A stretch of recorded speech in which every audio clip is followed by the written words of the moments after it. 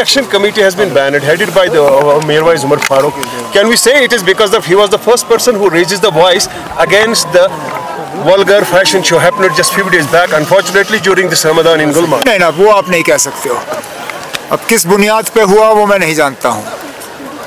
ये चीज़ें elected government के दायरे इख्तियार में है नहीं, और जिस इंटेलिजेंस के बुनियाद पे ये हुआ है वो हमारे साथ शेयर हुआ नहीं है। ऑन प्रिंसिपल हम इन फैसलों के हक़ में कभी रहे नहीं हैं, और वैसे भी अगर आप देखें तो फ़िलहाल जब से मीरवाइज साहब हाउस अरेस्ट से बाहर आए, उनके तरफ से तो जहाँ तक मैंने देखा कोई उल्टी सीधी बात हुई नहीं है।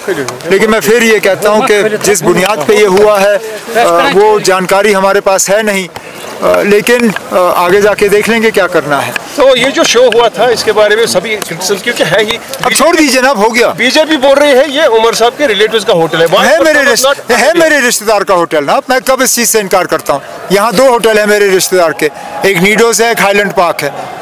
लेकिन ऐसे जो बयान मैंने असेंबली में दिया उससे ज़्यादा मैं कुछ नहीं कहूँगा। मैं अगर कहीं पे कानून के खिलाफ कोई बात हुई है तो एक्शन ली जाएगी।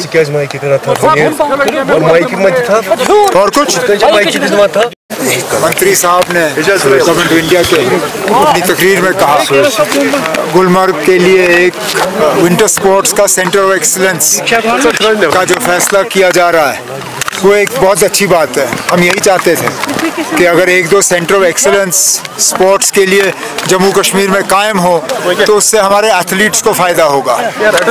मैं आर्मी, हिमाचल और लद्दाख को तो मुबारकबाद पेश करता हूँ, लेकिन अपनी जगह थोड़ा सा अफसोस भी होता है कि इस मुल्क में स्कीइंग की शुरुआत जम्मू कश्मीर से हुई, लेकिन पहले 3 नंबर में हमारा कहीं हिसाब किताब नहीं है।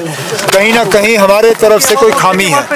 हमें अपने स्कीयर्स के लिए इंफ्रास्ट्रक्चर और कोचेस का इंतज़ाम करना पड़ेगा।